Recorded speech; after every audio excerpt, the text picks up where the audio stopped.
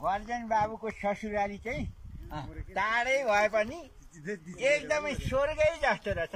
मन पर्यो मलाई त। अब आज 3 दिन भइसक्यो ससुराली हिँडेको बस्दै अब भरे पनि झमक्क सास पर्ला जस्तो छ ससुराली पुग्दाखेरि। ए नानी अब कति हिँड्नुपर्छ?